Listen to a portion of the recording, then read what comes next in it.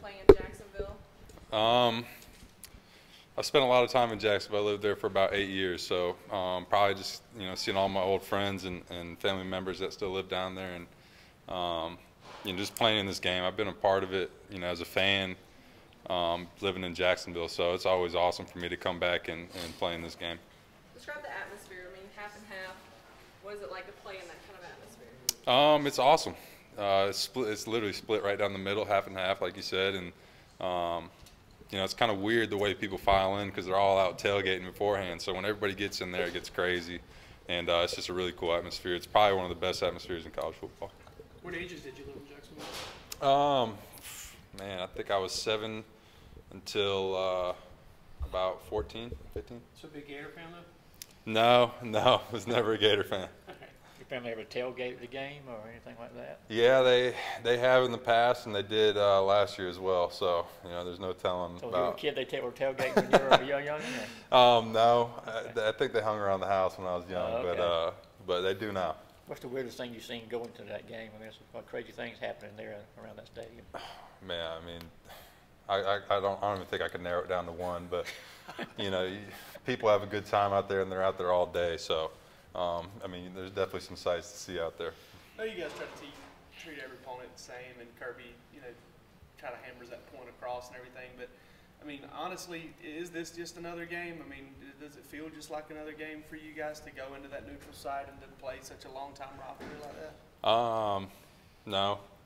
For me, I don't really like these guys a whole lot, but that's just part of it. It's part of the Florida-Georgia rivalry, and every time we come into Jacksonville, we want to win this game, and that's the mentality we take going into practice and into this week.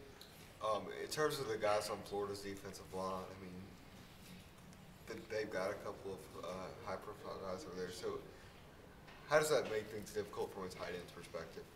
What type of things do y'all have to do differently when you have that talent coming off the edge? I mean, you just got to compete, with those guys, man. They're good players.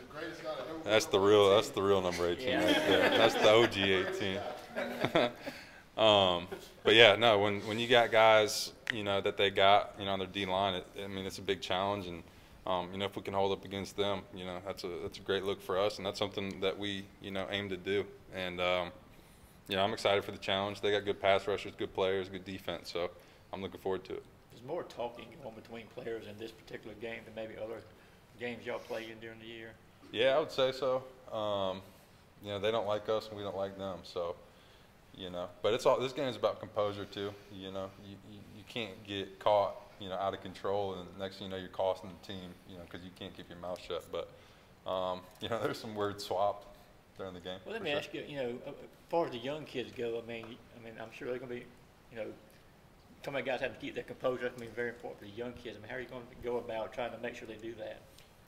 Just harping on it, letting them know that, composure is a real thing in this game, that you need to have it.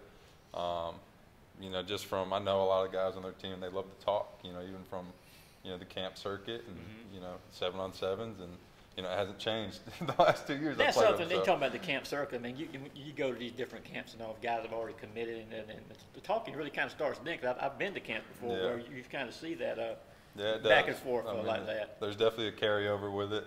And, and this is just a big trash talking game. The last 2 years I've played in it, that's the way it's been. That's the way I think it'll always be. So, good old fashioned hate between two teams that don't really like each other. How much were you recruited by them? I was recruited by them pretty hard, McElwain's staff. Any remembrances of it? Yeah, I mean, I took a visit there for the Tennessee game when Will Greer was the quarterback there, and they ended up winning.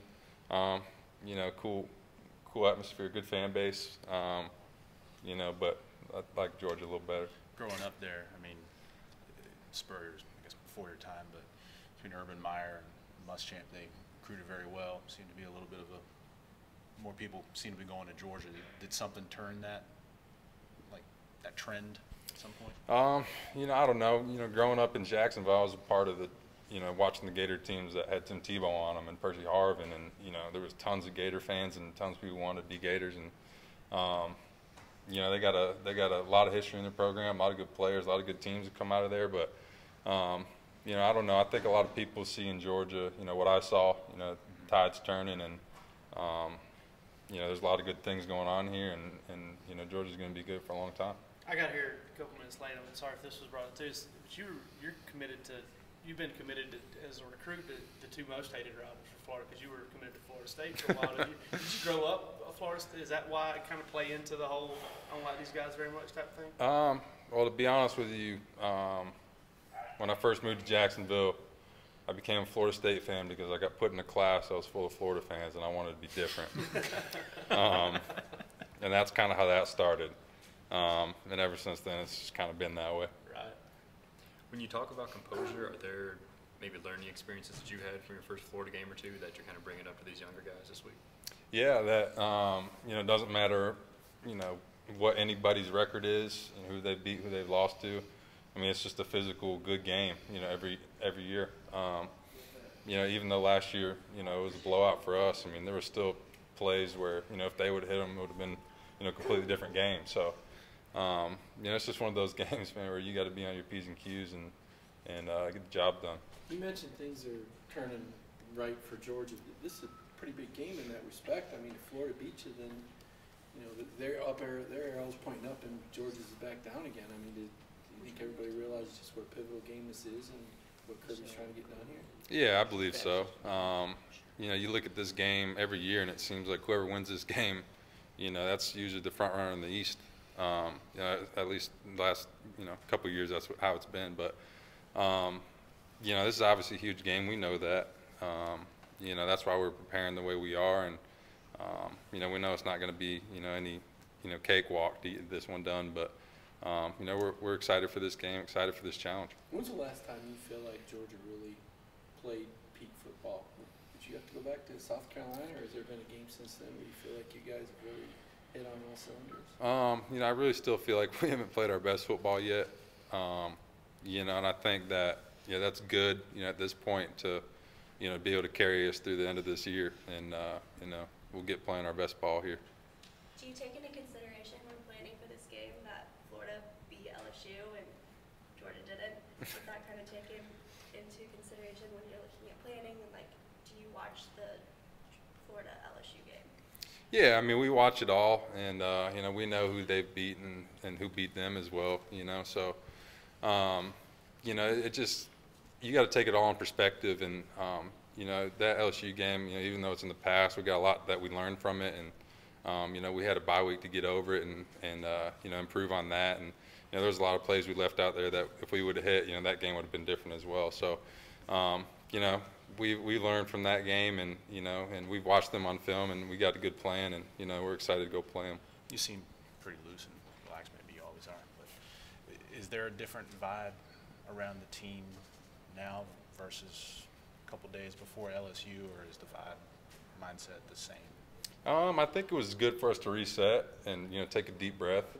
You know, I think one of the, you know, best things I heard from Coach Smart, you know, during that time, because when you lose a game like that, you feel like, you know, the world's crashing down on you. But, you know, he said that, you know, of all the national championship teams he's been a part of, you know, only one of them was undefeated. So it just kind of put it into perspective for everybody that our season's not over. Everything that we want to do is still in front of us, but we just got to handle it from week to week. And I think that brought a lot of juice back to everybody, and you know, put us in a good bye week situation, you know, good week of practice, and rolled us right into this week. So.